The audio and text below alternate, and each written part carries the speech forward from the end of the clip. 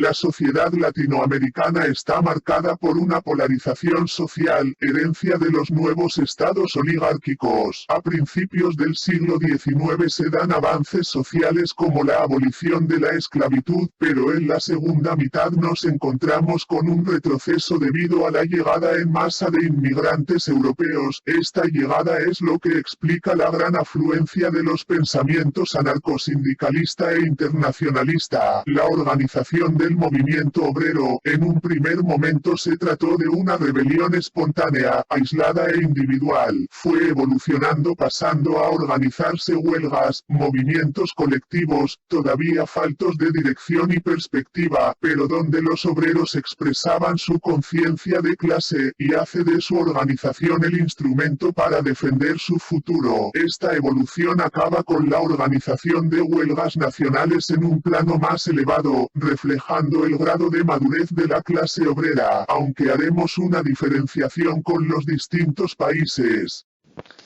En el caso de México, durante la segunda mitad del siglo XIX nacen las primeras organizaciones obreras.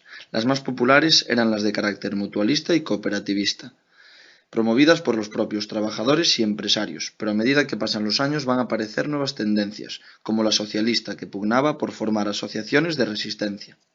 En este contexto se crea el Gran Círculo de Obreros en 1872, el cual aglutinaba a más de 8.000 trabajadores. Sus objetivos eran mejorar la situación de la clase obrera, así como luchar por la ampliación del espíritu de ayuda mutua. En 1876, dentro del Gran Círculo, se observa la presencia de dos corrientes bien diferenciadas, una anarquista, liderada por Rodacanati, y otra socialista, que formaban los principales dirigentes del círculo. En el Congreso de dicho año se discutió la posibilidad de apoyar o no a la candidatura presidencial de Porfirio Díaz, lo que llegó a dividir a la organización. A partir de 1884, el movimiento obrero cae en una larga etapa de receso. A inicios del nuevo siglo se crea el Gran Círculo de Obreros Libres como una sociedad para defenderse de los capitalistas extranjeros y del gobierno, pero sus dirigentes son cortejados por Díaz. Además, después de las huelgas de Cananea en 1906 y Río Blanco en 1907, se estima que fueron asesinados 200 obreros y que 400 fueron hechos prisioneros. Por su parte, en el programa del Partido Liberal Mexicano de Ricardo Flores Magón se exponen reformas constitucionales en materia laboral, como por ejemplo establecer un máximo de 8 horas de trabajo y un salario mínimo, prohibir el empleo de niños menores de 14 años, u obligar a todas las empresas a no ocupar entre sus empleados a una mayoría de extranjeros. Las condiciones económicas durante la etapa revolucionaria servirán de base para que nuevas organizaciones obreras crecieran durante la contienda. Este es el caso de la Casa del Obrero Mundial, fundada en 1912 sobre ideales anarcosindicalistas. La agrupación fue un órgano cultural preocupado por elevar el nivel educativo de los trabajadores y exigir aumentos salariales e indemnizaciones por accidentes o por muerte en el desempeño del trabajo. Sin embargo, la independencia de esta organización obrera no duraría mucho, ya que en febrero de 1915 la Casa se alió abiertamente con el movimiento revolucionario constitucionalista, dirigido por la burguesía. Surgen así los llamados batallones rojos, que eran grupos militares de obreros creados para apoyar al gobierno. Sin embargo, una vez finiquitadas las batallas contra los ejércitos campesinos, tanto los batallones como las COM son suprimidas por Carranza. Tras la lucha armada se crea, en 1918, la Confederación Regional Obrera Mexicana, patrocinada por la mediana y pequeña burguesía triunfante a través de la Constitución de 1917. Destacan en ella dos tendencias. Una de corte anarcosindicalista, que defendía que los trabajadores debían luchar directamente contra sus patrones, y otra de tendencias reformistas y encabezada por el líder sindical Luis Morones, la cual defiende que la lucha de los trabajadores es una lucha por el poder político, en la cual deben valerse no solo de sus sindicatos, sino también de organismos partidarios. Alternativamente y de forma independiente, los grupos políticos en desacuerdo con los constitucionalistas crean, en 1921, la Confederación General de Trabajadores. La CGT adoptó como principios fundamentales la lucha de clases y la acción directa por medio de la huelga general. En su programa afirma que sostendrá las sentencias comunistas en el ámbito internacional. Asimismo, se opone a todo tipo de reformismo sindical tendiente a establecer mejores métodos de colaboración entre trabajo y capital. Su corriente anarcosindicalista conservará la hegemonía de la central obrera. Por el contrario, los miembros de la ideología marxista serán expulsados de esta organización por discrepancias ideológicas y estratégicas. En adelante, los grupos anarcosindicalistas perderán fuerza entre la clase trabajadora que dirigen. A finales de la década de 1920, el gobierno anuncia el principio de la era institucional y el fin del caudillismo con la creación del Partido Nacional Revolucionario, pero excluirá a la CROM de este proceso, que quedará recluido como la organización que más había contribuido a institucionalizar las luchas obreras. Por su parte, la CGT y el movimiento comunista serán considerados como la verdadera memoria histórica del proletariado mexicano. En conclusión, la Revolución Mexicana solo había medio logrado unos objetivos en cuanto a la clase obrera. La autonomía de las organizaciones obreras se perderá constantemente y la dependencia política hacia los gobernantes en turno será lo característico en el México de finales del siglo XIX y principios del XX. Cuba. Ideología predominante. El movimiento obrero cubano convive en una sociedad esclavista y colonialista. Lógicamente el movimiento obrero lo encabeza el anarquismo predominante también en la península desde 1860. Sus bases son el anarcosindicalismo, antirracismo y el derecho de las mujeres. En 1920 los acontecimientos que la isla vive, crisis económica, violencia y corrupción, además del tutelaje neocolonial estadounidense y la propia situación internacional, llevan a una convivencia entre socialista y anarquistas pacífica. B. Formas de organización y derivaciones políticas. El anarcosindicalismo obrero cubano se organizó siempre siguiendo el organigrama propio de la FTRE, su lucha siempre tendió a no ser violenta, lo más llamativo fue la lectura realizada en los talleres tabaqueros. El movimiento quería confluir en grandes asociaciones obreras propiciadas desde la Internacional y desde las ideas de los emigrantes, predominantemente gallegos y asturianos, y se crea la Alianza. Ante las prohibiciones surgen la Sociedad de Recreo Española e Integridad Nacional, que desde 1870 ocultan bajo ese patriotismo la asociación obrera y difusión del ideario.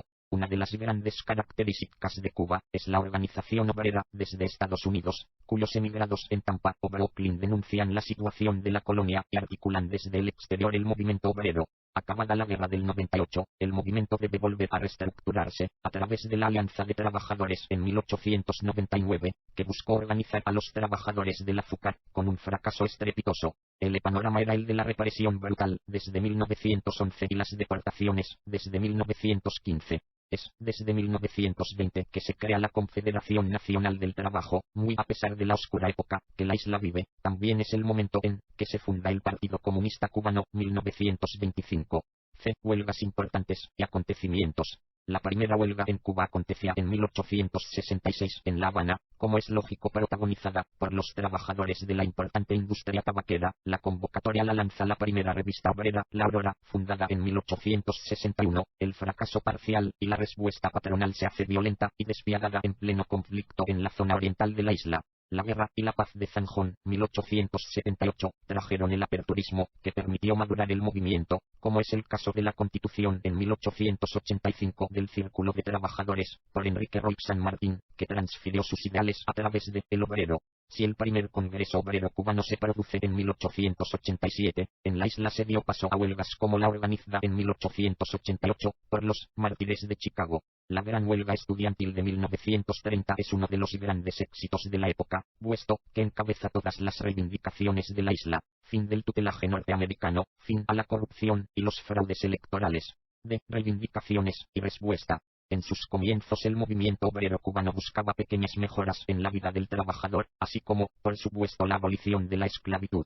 Si queremos profundizar más en el tipo de reivindicaciones, diremos que su ingrediente principal era el que desde su gremio se aventara. Para las grandes huelgas de la década de 1880, la jornada de 8 horas, salarios dignos, o el innecesario control del patrón sobre las lecturas en las fábricas. Sectores obreros y protagonistas. Los sectores obreros eran predominantemente la propia población trabajadora de la isla, cocheros, tabaqueros.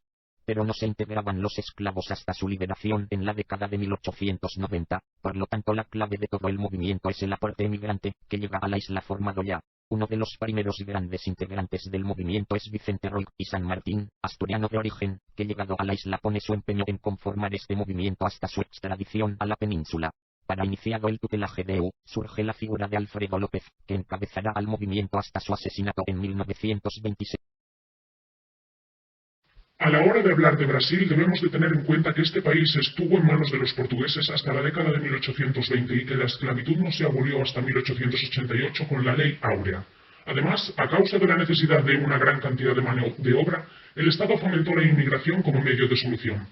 Los inmigrantes se incorporaron al circuito productivo como asalariados o arrendatarios.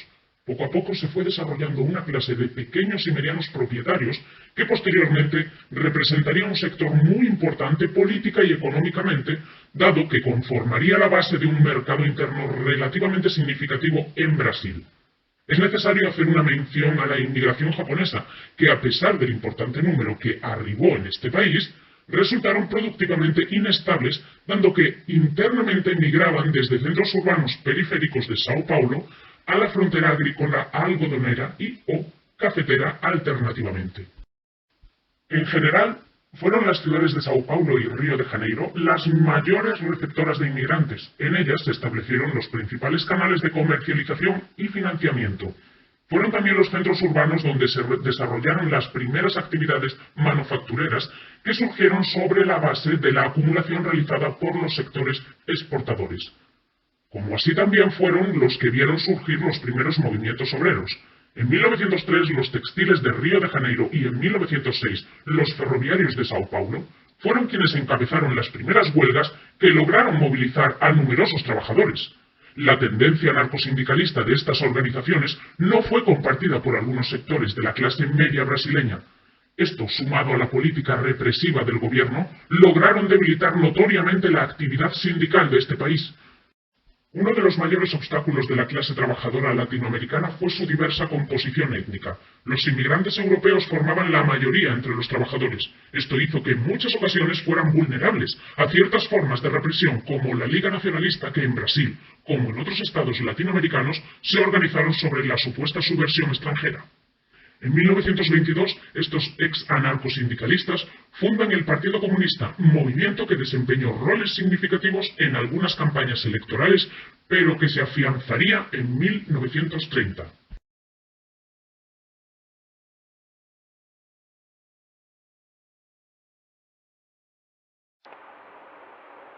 Movimiento obrero en el Perú. En el caso de Perú, los movimientos obreros se inician a finales del siglo XIX, comienzos del XX, asociados principalmente a las reivindicaciones de tipo salarial y de horarios de los trabajadores en las explotaciones mineras y de las compañías petrolíferas. Si bien inicialmente las protestas van a tener un carácter espontáneo e individualista, como en la mayoría de los movimientos obreros, una de las corrientes que más va a influir en su posterior desarrollo van a ser las ideas del anarcosindicalismo traídas de Europa tras la Primera Guerra Mundial y que calarán principalmente en los comentados sectores de la minería y del petróleo.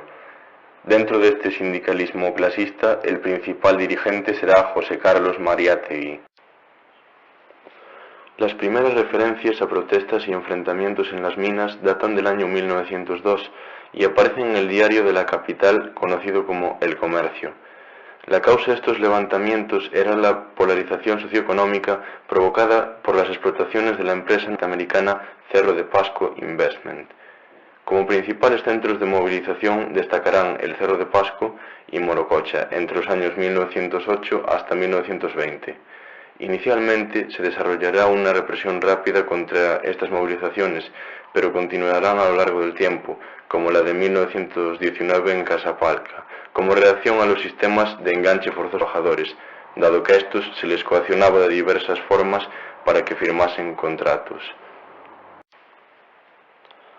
Se experimenta una clara evolución en el movimiento obrero peruano, ya que este va concretándose cada vez más, con la organización de piquetes y la presentación de reclamaciones a la compañera.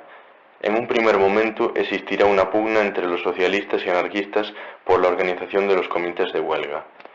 Entre los años 20 y 30, las corrientes socialistas y comunistas tendrán un peso importante en el conjunto de los trabajadores.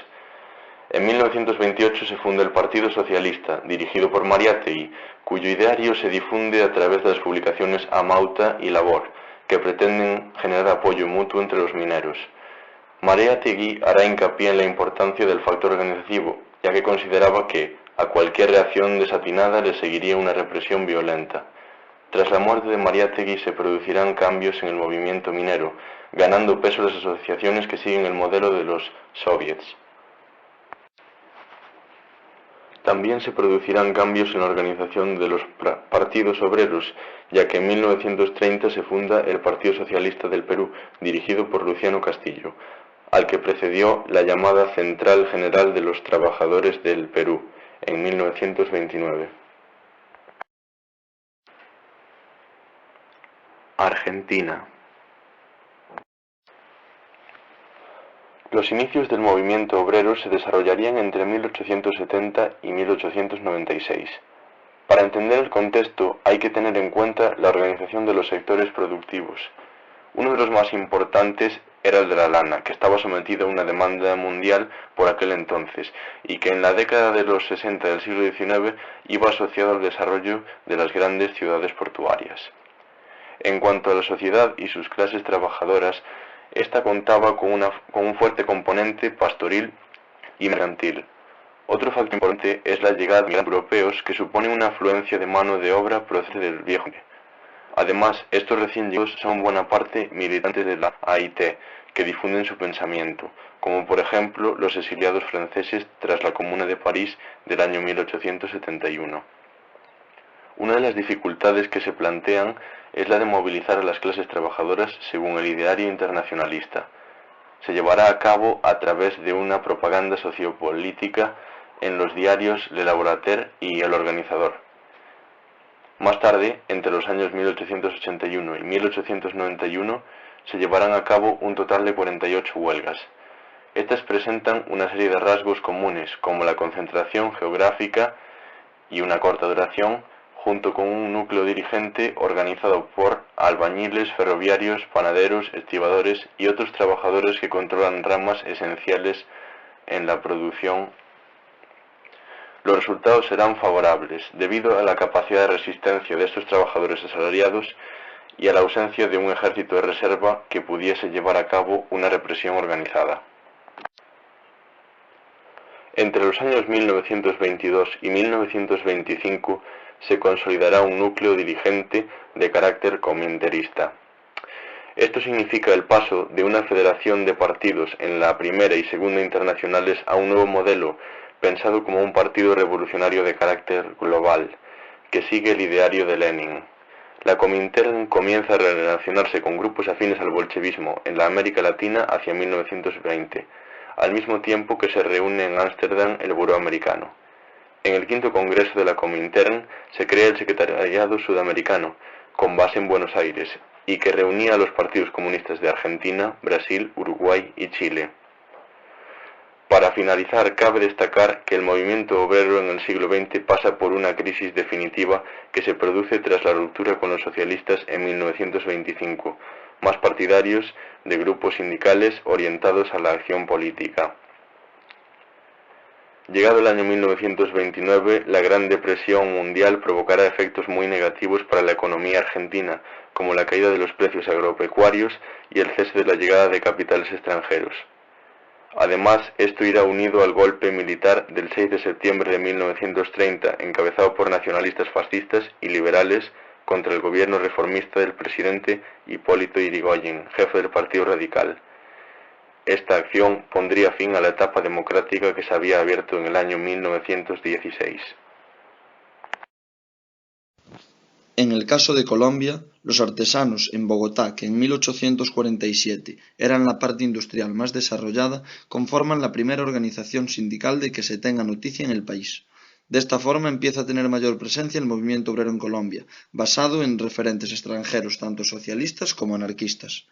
Aumentan también sus formas de actuación. Las huelgas inauguradas por los ferroviarios en noviembre de 1878, que también repiten en 1919, o la huelga de obreros portuarios en 1910, los paros y en general las manifestaciones, que en muchas ocasiones acababan mediante la fuerza, tenían como objetivo el ajuste salarial a favor de los trabajadores, la reducción de la jornada laboral y en general la petición de una serie de derechos para que el obrero pudiera trabajar en condiciones más humanas.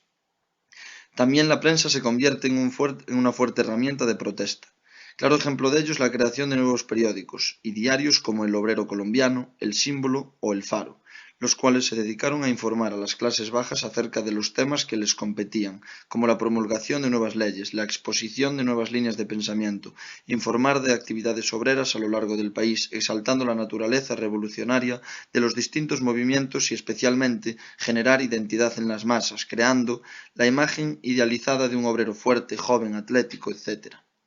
Como veníamos diciendo, aunque ya durante finales del siglo XIX el movimiento obrero en Colombia comienza a tener presencia, será a partir de las primeras décadas del siglo XX cuando coja mayor fuerza.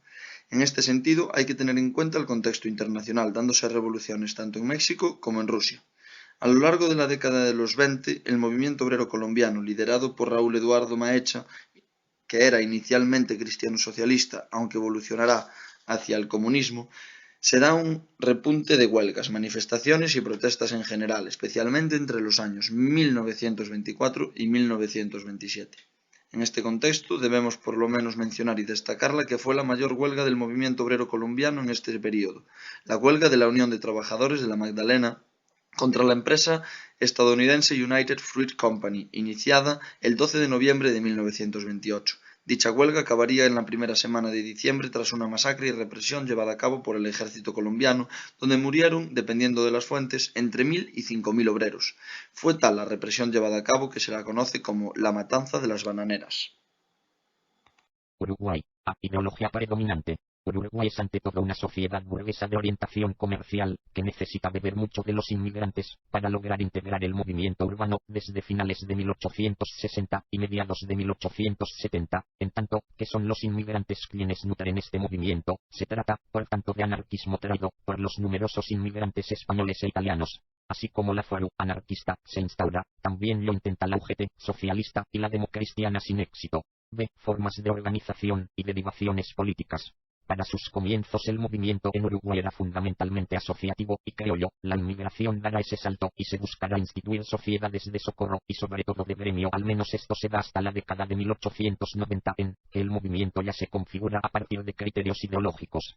Para encauzar los mismos se creará en 1878 el Internacional y en 1884 la Lucha Obrera para extender el movimiento. Nace en 1905 la FORU, con un carácter marcadamente internacionalista y anarquista. Políticamente hablando, sus bases defendían la destrucción de toda institución burguesa hasta llegar a instituir una federación libre. Será esta federación la que extienda determinantemente el ideario anarquista revolucionario. C. Huelgas importantes y acontecimientos. La primera gran organización fue la Sociedad Tipográfica Montevideana, que si para 1870 se conforma, en 2 años constituirse como filial de la AIT, se trata de una primera experiencia, que nos deja entrever posturas proudhonianas. La primera gran huelga de todo un gremio se da entre los fideros montevideanos en 1884, la primera huelga general se da en 1911 en el marco de apoyo del propio presidente Batlle a la FORU. En 1923, ante los sucesos en Rusia y los de Buenos Aires, se produce en el seno de la FORU la escisión del grupo de obreros marinos federados en la nueva SU, que dio lugar a la posterior convivencia de 3 grandes agrupaciones junto con la actitud de signo socialista, de reivindicaciones y respuesta. Si nos aventuramos a buscar asociaciones anteriores, podríamos nombrar el contacto existente con la sección anarquista mexicana, que dio lugar en 1875 a la Federación Regional de la República Oriental del Uruguay, pero su pensamiento criollo tenía una profunda reivindicación meramente ideal en que luchan contra la explotación del hombre por el hombre.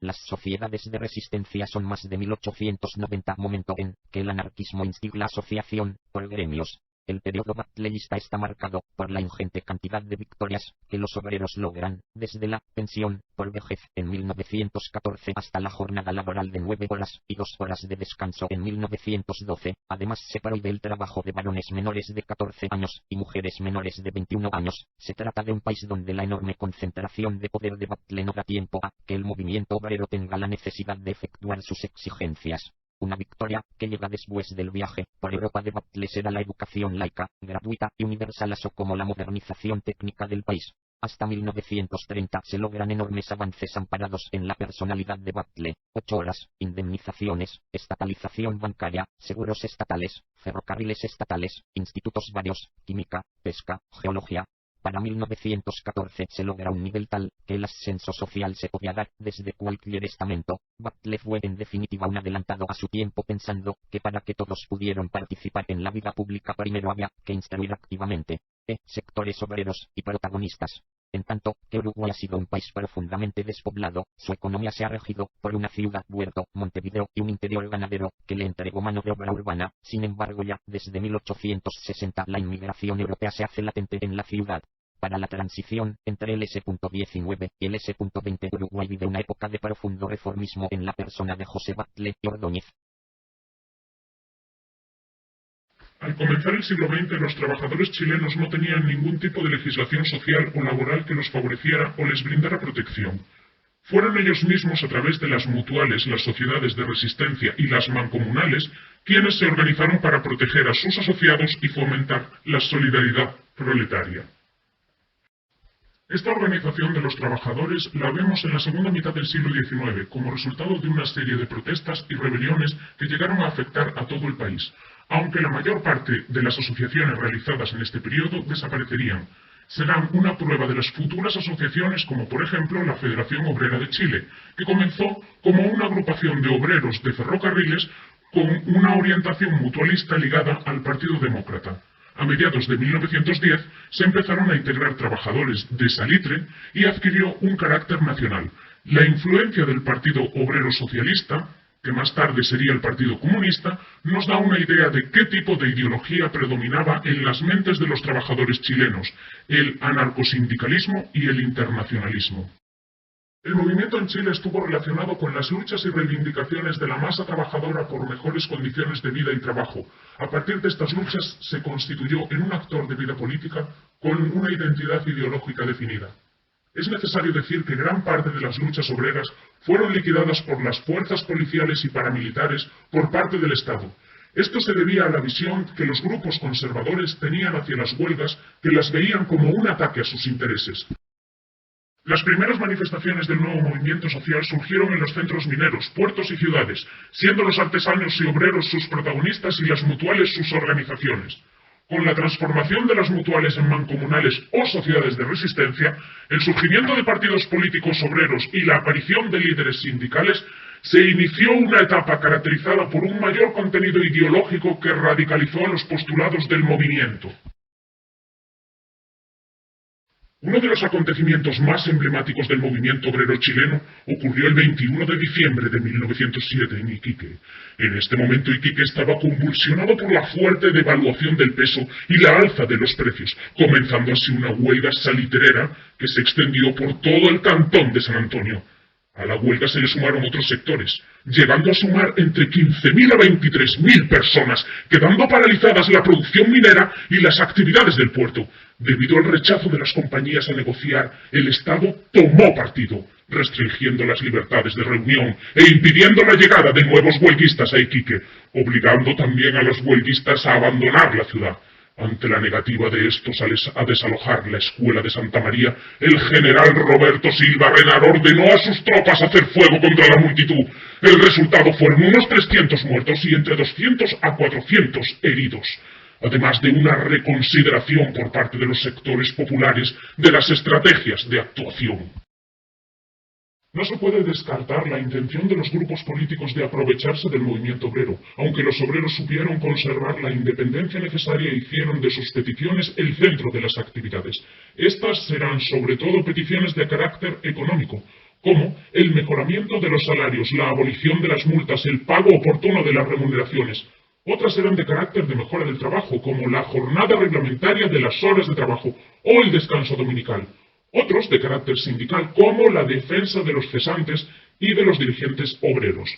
De estas reivindicaciones se lograron en la década de 1910 el derecho al descanso dominical, las mejoras en las viviendas obreras y la ley de accidentes de trabajo. También se creó la organización de la Asamblea Obrera de la Alimentación. Cabe mencionar la importancia de la celebración del 1 de mayo, Día del Trabajador, como medio para reivindicar nuestros derechos, los de todos los trabajadores, derechos por los que el proletariado chileno seguirá luchando por conseguir.